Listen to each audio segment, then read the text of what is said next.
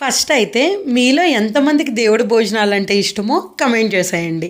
Dasara festival start అయినప్పటి నుంచి గుడికి వెళ్దామని అనుకుంటున్నాం. ఏదో కారణంతో వెళ్ళలేకపోతున్నాను. ఇంకా ఈరోజు అయితే సండే, దట్టు అందులో మంచిగా దుర్గమ్మ దగ్గర భోజనాలు అవి పెడుతున్నారని తెలిసింది. అంతే, నేను మా ఫ్రెండ్ వెళ్ళిపోయాము.